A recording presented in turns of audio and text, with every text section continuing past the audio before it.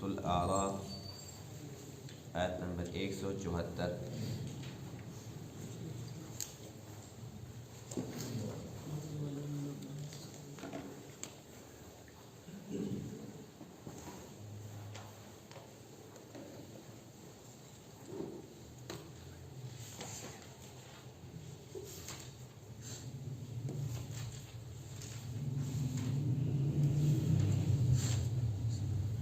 بالله من الشيطان الرجيم،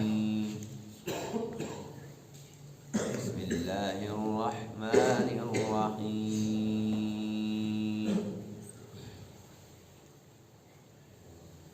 واتل عليهم نبأ الذي آتيناه آياتنا فانسلخ منها فأتبعه الشيطان فكان من الغاوين، ولو شئنا لرفعناه بها ولكنه أخلد إلى الأرض واتبع هواه فمثله كمثل الكلب إن تحمل عليه يلهث أو تتركه يلهث، ذلك مثل القوم الذين كذبوا بآياتنا فاقصص القصص لعلهم يتفكرون، ساء مثلا القوم الذين كذبوا بآياتنا وأنفسهم كانوا يظلمون، من يهد الله فهو المهتدي ومن يضلل فأولئك هم الخاسرون، صدق اللہ العظیم۔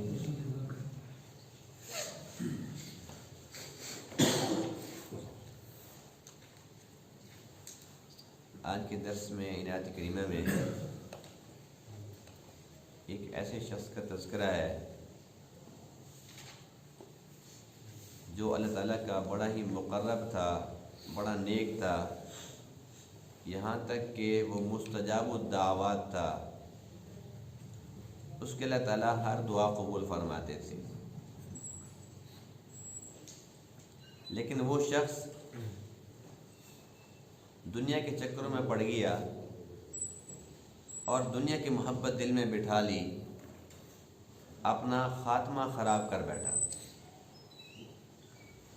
اللہ فرماتے ہیں کہ ہم نے اپنی آیات اس کو عطا فرمائی تھی، بعضوں نے لکھا ہے کہ اس کے پاس اسم اعظم تھا، بہرحال نیک تھا، اس میں تو کوئی شک والی بات نہیں ہے، اسم اعظم تھا یا نہیں تھا، وہ اللہ کا مقرب تھا اور مستجاب الدعوات تھا۔ لوگ اپنی حاجات کے لیے اس کے پاس جاتے تھے کہ بھائی آپ مستجاب الدعوات تو ہمارے حق میں دعا تو کر دو، کتنا بڑا مقام تھا۔ پھر ایسا ہوا کہ اس نے شیطان کے ساتھ دوستی لگا لی اور اس نے اپنی دعا کو، جو کہ اللہ کی طرف سے ایک خاص انعام تھا، اس نے اپنے اختیار کو غلط استعمال کر لیا۔ تو اللہ فرماتے ہیں کہ پھر وہ بد نصیب بھی ہوا، بدبخت ہوا، یہاں تک کہ وہ کتے جیسا ہو گیا۔ اللہ نے اس کی مثال کتے کے ساتھ دی ہے کہ جیسے کتا ہوتا ہے نا، لالچی ہوتا ہے، ہر وقت لالچ میں پھرتا رہتا ہے، فرمایا کہ بس وہ ایسا ہی بن گیا۔ اور اللہ فرماتے ہیں کہ کتا ایسا ہوتا ہے کہ اگر کتے کو کوئی ڈانٹے تب بھی وہ ہانپتا رہتا ہے، کوئی کچھ بھی نہ کہے ویسے کہیں بیٹھا ہوتا ہے تب بھی ہانپ رہا ہوتا ہے۔ تو فرمایا کہ بس وہ کتے جیسا ہو گیا، اس نے اللہ کی محبت دل سے نکال دی اور دنیا کی محبت دل میں ڈال دی، اس کا انجام خراب ہو گیا۔ تو اللہ تعالیٰ نے اس شخص کے اس واقعے کو اس امت کے سامنے رکھا تاکہ اس امت کے تمام افراد اسے سبق حاصل کریں اور اپنے خاتمہ بالخیر کی فکر میں لگے رہیں، ہر وقت اللہ تعالیٰ سے ڈرتے رہیں، کیونکہ انسان بڑا کمزور ہے، اللہ نہ کرے کچھ بھی ہو سکتا ہے۔ ایک انسان بڑا نمازی ہوتا ہے، بڑا متقی ہوتا ہے، لیکن اس کا خاتمہ اچھا نہیں ہوتا، تو اللہ تعالیٰ سے ہر وقت ڈرتے رہنا چاہیے۔ وَاتْلُ عَلَيْهِمْ، آپ پڑھ کر سنائیے ان کو، نَبَأَ الَّذِي، اس شخص کی خبر، آتَيْنَاهُ آیاتنا، جس کو ہم نے عطا کی تھی اپنی آیات، فَانْسَلَخَ مِنْهَا، پھر وہ ان سے نکل گیا، فَأَتْبَعَهُ الشَّيْطَانُ، پس شیطان نے اس کا پیچھا کیا، فَكَانَ مِنَ الْغَاوِينَ، پس وہ ہو گیا گمراہوں میں سے۔ وَلَوْ شِئْنَا لَرَفَعْنَاهُ بِهَا، اور اگر ہم چاہتے تو ہم ان آیات کے صدقے سے اس کو بلند کر دیتے، اس کا مرتبہ مقام اور بلند کر دیتے، وَلَكِنَّهُ أَخْلَدَ إِلَى الْأَرْضِ، اور لیکن وہ زمین کی طرف جھک گیا، یعنی کہ وہ آسمان کی طرف نہیں، اللہ کی طرف نہیں، زمین کی طرف، دنیا کی طرف، دنیا کی چیزوں کے اندر وہ آ گیا، دنیا کی محبت میں آ گیا۔ وَاتَّبَعَ هَوَاهُ، اس نے اپنی خواہشات کی پیروی کر لی۔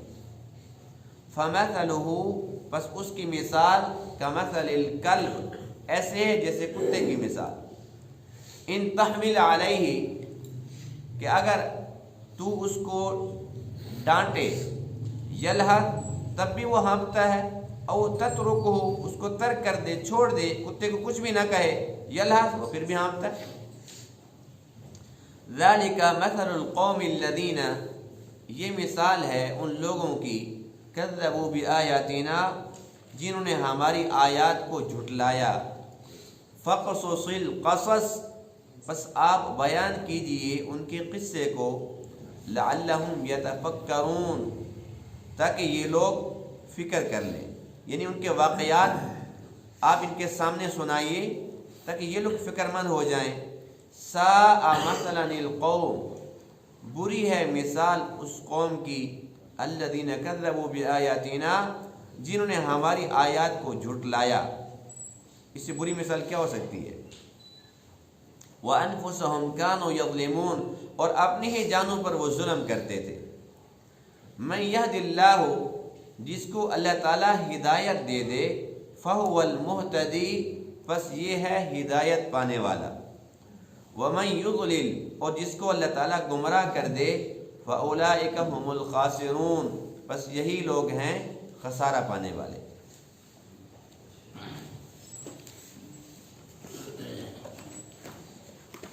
قرآن مقدس کی ان آیات کریمہ کے اندر یہ واضح اور متعین نہیں ہے کہ وہ نیک انسان، وہ مقرب جس کا خاتمہ خراب ہوا، وہ کون تھا۔ اس لیے ان آیات کی تفسیر کے اندر مختلف تفسیریں ہیں۔ بعضوں نے لکھا ہے کہ وہ بنی اسرائیل کا ایک شخص تھا جس کا نام تھا بلعم بن بعورہ، اور بعضوں نے یہ لکھا ہے کہ وہ بنی اسرائیل کا شخص نہیں تھا، بلکہ وہ آپ علیہ السلام کے دور کے اندر ایک شخص تھا، ابو عامر صیفی، اور بعضوں نے لکھا ہے کہ وہ امیہ بن ابی سلط تھا۔ ان تینوں کے بارے میں چونکہ قرآن خاموش ہے، زیادہ تر مفسرین اس بات کی طرف گئے ہیں کہ اس سے مراد بنی اسرائیل کا وہ شخص تھا بلعم بن بعورہ۔ یہ بڑا نیک انسان تھا، بڑا متقی تھا، اور اس کے بارے میں یہ بھی لکھا ہے کہ اس کے پاس اسم اعظم تھا۔ بہرحال اللہ بہتر جانتا ہے کہ اس کے پاس کیا تھا، لیکن اتنی بات اللہ نے قرآن مقدس میں فرمائی ہے، آتیناہ آیاتنا، ہم نے اپنی آیات اس کو عطا کی، یعنی کہ آیات سے مراد قرآن تو نہیں اترا تھا، تورات کی جو آیات تھی اللہ تعالیٰ نے اس کو عطا کی تھی، یعنی کہ تورات کا وہ عالم بھی تھا اور مستجاب الدعوات بھی تھا۔ لوگ اپنی حاجات اس کے پاس لے کے جاتے کہ ہمارے حق میں دعا کر دو، وہ دعا بھی کرتا تھا، قبول ہوتی تھی، اگر بد دعا بھی کرتا تھا تو وہ بھی قبول ہوتی تھی۔ اب ایسا ہوا کہ جب موسیٰ علیہ السلام وادی تیہ کے اندر جہاں پر 40 سال تک یہ بنی اسرائیل بھٹکتے رہتے ہیں اور ان لوگوں نے جہاد سے انکار کیا ہوا ہے، تو موسیٰ علیہ السلام کے بعد یوشع بن نون جن کو اللہ تعالیٰ نے نبی بھی بنایا، ان کے دور میں ان لوگوں نے جہاد کیا، اور یہ لوگ جب جہاد پر جانے لگے تو جن کے ساتھ یہ جہاد کرنا چاہ رہے تھے ان لوگوں نے بلعام بن باورا کی خدمات حاصل کرنے کی ٹھان لی کہ ہم ایسا کرتے ہیں کہ ہم اس کے پاس جاتے ہیں، اور ایسا نہ ہو کہ جس طریقے سے دیکھو فرعون، آل فرعون کتنے وہ لاکھوں کی تعداد میں تھے اور وہ سب کے سب مغلوب ہو گئے اور بنی اسرائیل کو فتح مل گئی، تو کہیں ایسا نہ ہو کہ یہ ہمارے اوپر چڑھائی کرے، ان کو فتح مل جائے، تو ہم ایسا کرتے ہیں کہ ہم یہ اللہ کا پہنچا ہوا ہے، بڑا مقرب ہے، اس کے پاس جاتے ہیں اور دعا کراتے ہیں اپنے حق میں کہ موسیٰ علیہ السلام اور ان کے جتنے ماننے والے ہیں سب کو شکست ہو اور ہمیں فتح ملے۔ جب اس کے پاس گیا تو اس نے کہا کہ بھئی کیسی باتیں کر رہے ہو، کچھ خدا کا خوف کرو، میں تو خود موسیٰ علیہ السلام پر، ان کی تورات پر ایمان لا چکا ہوں، وہ اللہ کے سچے نبی ہیں، تم ان کے خلاف چاہتے ہو کہ میں بد دعا کروں، یہ کیسے ہو سکتا ہے؟ اگر میں ایسا کام کروں گا تو میرا ایمان کہاں رہے گا؟ یعنی کہ مقرب تھا نا، نیک بندہ تھا تب تک۔ لوگوں نے کہا مہربانی کر دے، تو بھی ہماری قوم کا ہے، جب ہمارے اوپر کوئی مصیبت آئے گی تو بھی ساتھ رگڑا جائے گا، اب دعا کر دے، بہت بہترین اچھا موقع ہے۔ اس نے کہا نہیں بھائی، کچھ بھی ہو جائے میں یہ کام نہیں کر سکتا۔ لوگ اکٹھے ہوئے، انہوں نے مشورہ کیا، اور مشورہ کرنے کے بعد انہوں نے ایک فیصلہ کیا کہ بھائی اس کو کوئی نذرانے دو،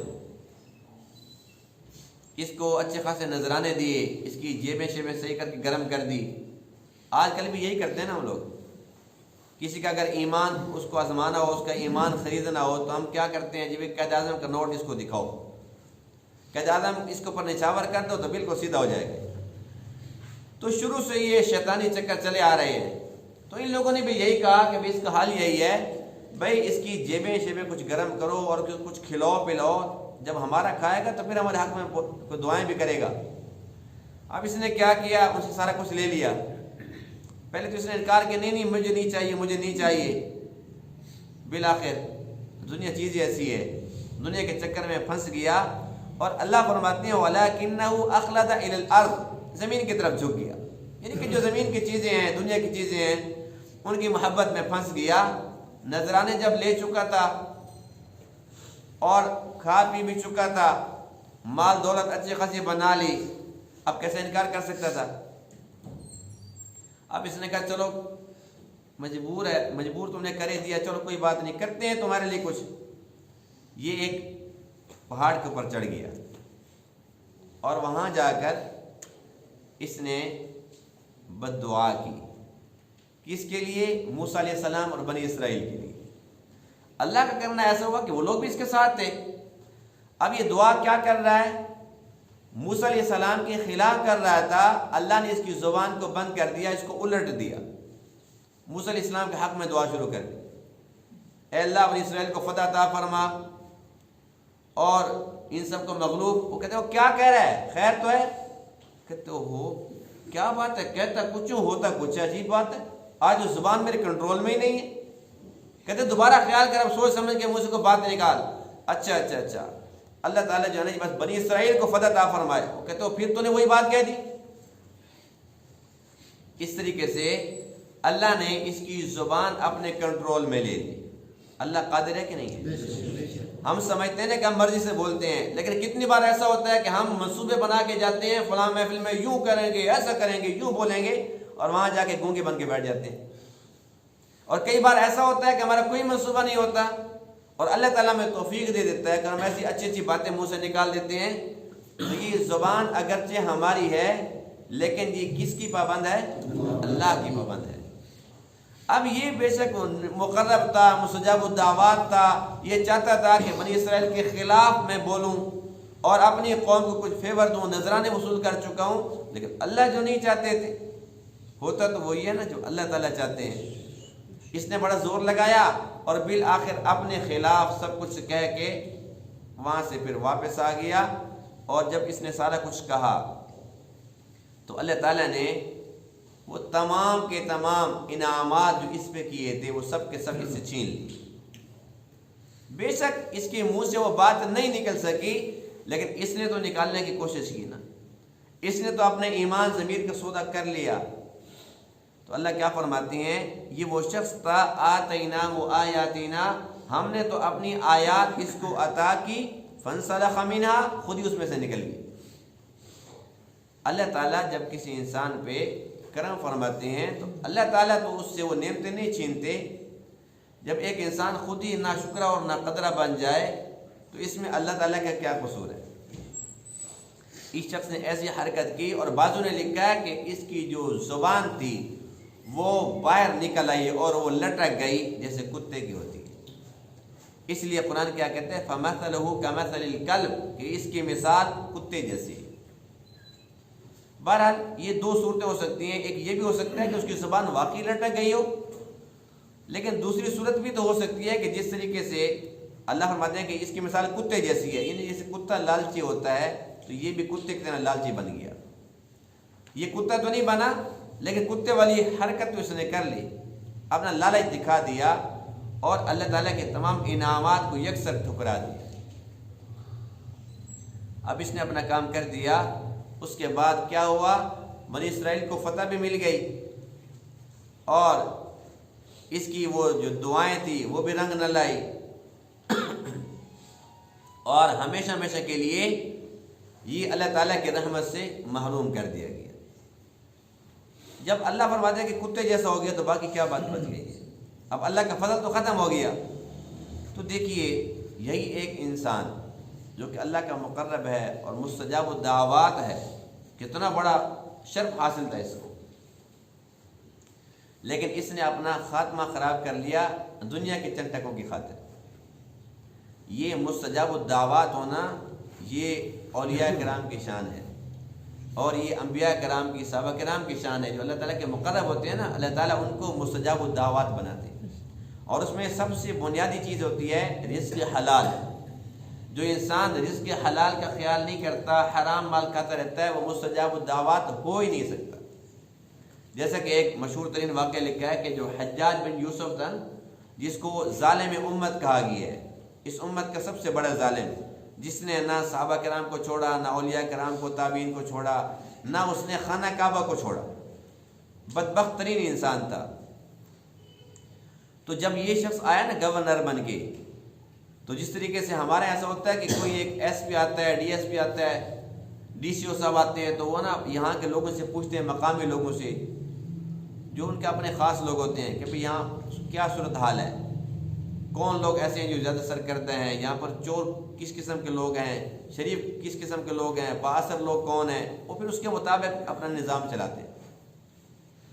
تو اس نے پوچھا حجاج بن یوسف نے، جو اپنے اس کے ساتھی تھے، کہ بتاؤ بھئی یہاں پر کیا صورتحال ہے، کون لوگ ہیں جن سے میں بچنے کا اہتمام کروں، جن سے کوئی خطرہ ہے، کوئی ڈر خوف۔ تو لوگوں نے کہا جی بس باقی تو سب امن ہی امن ہے، بس 3 بندے ہیں وہ بڑے خطرناک ہیں، وہ ہیں مستجاب الدعوات، ان کی دعا نہیں رد جاتی۔ وہ کون کون سے ہیں جی؟ وہ فلاں علاقے میں رہتے ہیں جی، وہ فلاں فلاں تعارف کرا دیا۔ اس نے کہا چلو اس کا میں حل نکالتا ہوں۔ اس بدبخت نے کیا کیا کہ ان کو بلایا کہ تمہاری دعوت ہے میرے پاس۔ وہ بیچارے آ گئے، دعوت جب انہوں نے سب کچھ کھا پی لیا، بڑا بہترین پرتکلف کھانا تھا۔ کھانے کے بعد حجاج کہنے لگا کہ صرف تم تینوں سے مجھے خطرہ تھا، اب وہ خطرہ ختم ہو گیا ہے، اس لیے کہ مستجاب الدعوات کے لیے پہلی شرط ہے رزق حلال، جو تم نے آپ کہا نا وہ حرام تھا۔ اب حرام جب تک تمہارے پیٹ میں رہے گا نا، تمہاری دعائیں قبول نہیں ہو سکتی۔ یعنی کہ وہ جیسا بھی تھا، لیکن اس کو اتنا پتہ تھا کہ جب ایک انسان رزق حرام کھاتا ہے تو اللہ اس کی دعائیں قبول نہیں کرتا۔ تو یہ مستجاب الدعوات تھا، یعنی کہ یہ رزق حلال کا خیال کرتا تھا۔ جب اس نے نذرانے لیے، جب اس نے رشوت لی، جب اس نے حرام کا مال کھایا، تو وہ اس کی جو صفت تھی وہ پہلے ختم ہو گئی۔ اور جو لوگ کہتے ہیں کہ اس کے پاس اسم اعظم تھا، تو یہ کتنا بڑا درجہ تھا۔ اسم اعظم کیا ہے، اس کے بارے میں قرآن مقدس میں ایک عجیب واقعہ ملتا ہے کہ جب حضرت سلیمان علیہ السلام نے ایک جن کو کہا کہ بھئی تیرا کیا خیال ہے کہ وہ جو تخت ہے ملکہ بلقیس والا، اگر تو سارا کا سارا وہ اٹھا کر میرے پاس لے آئے تو کتنی دیر لگائے گا؟ اس نے کہا کہ میں لے کے آؤں گا قبل ان تقوم من مقامک، آپ بیٹھے ہوئے نا، آپ کھڑے ہو جائیں، اتنی دیر کے اندر میں لے کے آ سکتا ہوں۔ یعنی آپ بیٹھے ہیں، آپ جب کھڑے ہوں گے، آپ کے کھڑا ہونے سے پہلے میں اس کو حاضر کر سکتا ہوں۔ بڑی طاقت کی بات تھی۔ اللہ فرماتے ہیں قال الذی عنده علم من الکتاب، ایک انسان بیٹھا تھا وہاں پر، جن نہیں تھا، انسان تھا جس کے پاس کتاب کا علم تھا۔ اس پر لکھا ہے مفسرین کرام نے کہ اس کے پاس اسم اعظم تھا۔ اس نے کہا انا آتیک بہ قبل ان یرتد الیک طرفک، اگر آپ آنکھ جھپکیں گے تو آنکھ جھپکنے سے پہلے میں لا سکتا ہوں۔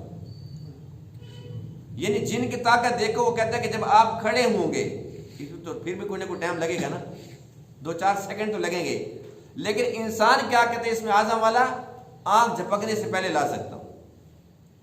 تو اس بدبخت کے پاس اس میں اعظم تھا، لیکن حرام کھایا تو وہ سب کا سب ختم ہو گیا۔ تو اس واقعے سے ہمیں کیا سبق ملتا ہے؟ اللہ تعالیٰ نے اس امت کو یہ واقعہ کیوں سب کچھ سمجھایا اور بتلایا؟ بات یہ ہے کوئی انسان گھمنڈ میں نہ رہے۔ اگر ہم نماز پڑھ رہے ہیں، اس گھمنڈ میں نہ رہیں کہ ہم تو پکے نمازی ہیں، فلاں نہیں پڑھتا، فلاں نہیں پڑھتا۔ نہیں، یہ تو اللہ کی توفیق ہے۔ خدا نہ خاصہ اگر اللہ تعالیٰ ناراض ہو جائے تو ہم اس کے گھر میں کیسے آئیں گے؟ ہم کیسے اللہ کے سامنے سجدہ کر سکتے ہیں؟ یہ تو اس کی توفیق ہے۔ تو گھمنڈ نہیں کرنا چاہیے۔ اگر کوئی انسان نمازی ہے، متقی ہے، اللہ تعالیٰ نے اس کو توفیق دی ہے کہ وہ رزق حلال ہی کماتا اور کھاتا ہے، تو وہ اس گھمنڈ میں نہ رہے کہ وہ سب کے سب حرام خور ہے اور ایک میں ہی حلال خور ہوں۔ اس بات پر اگر کسی کے بارے میں بدگمانی کر لی یا کسی کو طعنہ دے دیا تو ہو سکتا ہے کہ اللہ تعالیٰ اس کو بھی اس برائی کے اندر مبتلا فرما دے، یہ بھی حرام خوروں کے سب کے اندر کھڑا ہو جائے۔ تو اللہ تعالیٰ سے ڈرتے رہنا چاہیے، ہر ایک کو اپنے سے بہتر سمجھنا چاہیے، اور اللہ تعالیٰ اگر کوئی خوبی، کوئی کمال عطا فرماتے ہیں تو اور زیادہ عاجزی اختیار کرنی چاہیے۔ جب انسان گھمنڈ میں آ جاتا ہے، یا یہ کہ انسان کو اللہ نے کوئی اختیار دیا ہے اور اس کو غلط استعمال کر لیتا ہے، تو اس پہ بھی اللہ تعالیٰ ناراض ہو سکتے ہیں۔ جیسے کہ بلعام بن باورا، اللہ نے اس کو اختیار تو دیا تھا دعا کا، اس نے غلط استعمال کرنے کی کوشش کی تو اللہ تعالیٰ ناراض ہو گئے، وہ اختیار سلب کر لیا۔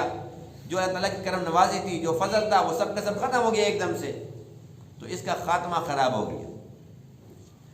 ہم دیکھتے ہیں بعض لوگوں کو کہ وہ بظاہر ایسے ہوتے ہیں کہ وہ بے نمازی سے ہیں، بس کبھی کبھی آ گئے نماز پڑھ لی، اور ہم یہ سمجھتے ہیں جی بس یہ تو پکے جہنمی ہے۔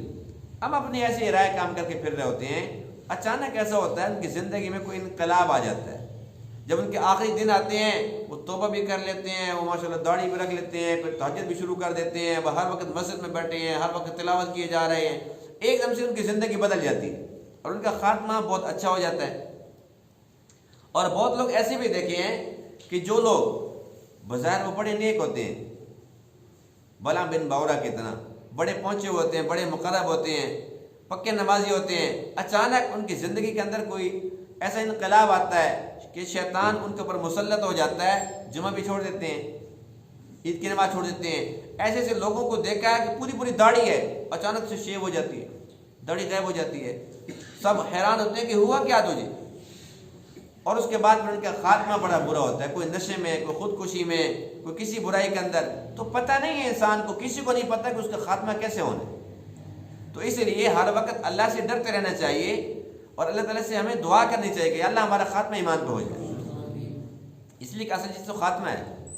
اب ایک حدیث پاک ہے، یقین جانیے کہ بڑی حیرت ہوتی ہے، حدیث پاک حق سچ ہے کہ اللہ کے نبی علیہ السلام کے ساتھ صحابہ کرام موجود ہیں، اور جہاد سے بڑا کا عمل ہے، اور اللہ کے نبی جب موجود ہوں اور اللہ کے نبی کے ساتھ جہاد کرنا کتنا بڑا عمل ہے۔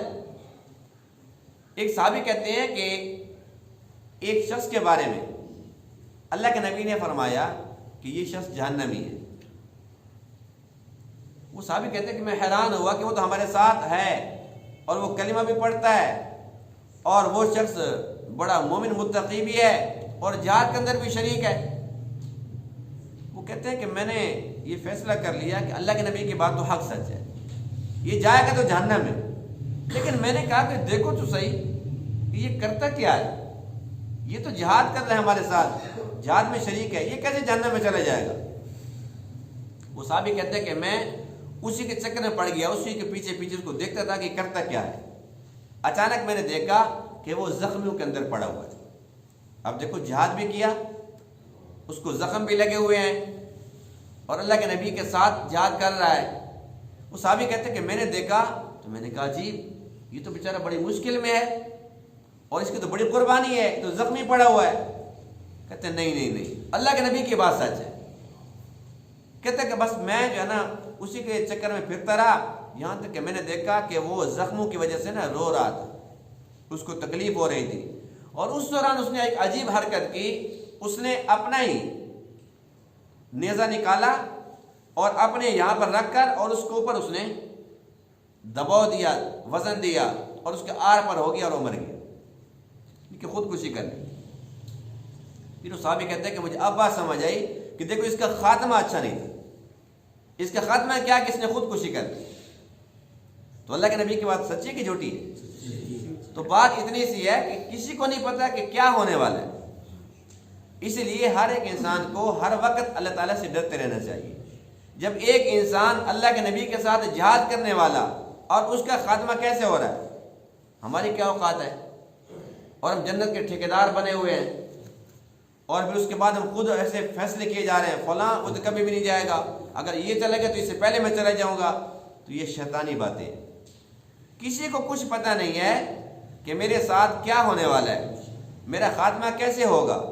اللہ نہ کرے کتنے ہمارے اچھے دوست ہیں جن کو ہم نے دیکھا کہ ماشاءاللہ وہ نمازیں پڑھ رہے ہیں۔ ایک ایسا شخص جو میرا بڑا قریبی تعلق والا تھا، اور اس نے پوری داڑھی رکھی ہوئی تھی ماشاءاللہ، وہ کہ مولوی نہیں تھا، حافظ نہیں تھا، اس کی دنیا کی تعلیم تھی، اس نے BA MA کچھ کر رکھا تھا، تو اس نے پوری داڑھی رکھی، اس نے عمرہ کر کے آیا وہ، اور پکا نمازی، اور اس کے یہاں پر سجدے کا نشان تھا۔ اچانک ایک دن مجھے خبر ملی کہ اس نے خودکشی کر لی، تو میں حیران رہ گیا کہ میں نے کہا ایسا بندہ کیسے خودکشی کر سکتا ہے؟ اور صرف خودکشی نہیں کی، اس کی 3 بیٹیاں تھیں، تینوں کو پہلے نہر میں پھینکا، پھر اپنا گولی مار دی، یعنی کہ وہ قتل بھی کیا، اس نے 3 قتل بھی کر دیے، اور اپنی بھی حرام موت مر گیا۔ تو خاتمہ یہ ہے۔ تو کسی کے بارے میں ایسے فیصلہ کرنا کہ یہ یوں کر لے گا، یہ ایسے کر لے گا، یہ جنت میں کبھی جا نہیں سکتا، ہمیں تو خود نہیں پتہ کہ ہمارے ساتھ کیا ہونے والا ہے۔ ہاں اگر انسان جڑا رہتا ہے، کہ کسی انسان کے بس میں تو نہیں ہے، لیکن جب انسان جڑا رہتا ہے نا مسجد کے ساتھ، جڑا رہتا ہے نماز کے ساتھ، قرآن کے ساتھ، تو پھر امید ہے کہ جس کام میں لگا ہوا ہے اس کا خاتمہ اسی کام پہ ہو جائے۔ جو انسان کٹا ہوا ہے اس کا تو کوئی اعتبار ہی نہیں ہے۔ جب انسان جڑا ہوا ہے تو اس کے خاتمے کی امید ہے، یقین تو نہیں ہے، امید ہے، اور امید پر دنیا قائم ہے۔ اور ہم انشاءاللہ قرآن کے ساتھ، نماز کے ساتھ، اللہ کے حبیب کے ساتھ، درود پاک کے ساتھ جڑے ہوئے تو ہیں نا، تو ہم امید کرتے ہیں کہ انشاءاللہ ان چھوٹے چھوٹے اعمال اگرچہ بہت بڑے نہیں ہیں اور ان کو اصلی بھی نہیں کہہ سکتے، بے شک یہ نقالی ہم کر رہے ہیں، نقل ہیں، لیکن اسی کے صدقے سے انشاءاللہ امید ہے اللہ تعالیٰ ہمارا خاتمہ ایمان پہ کر دیں گے۔ اللہ تعالیٰ بات کو سمجھنا توفیق عطا فرمائے۔ وآخر دعوانا الحمدللہ رب العالمین۔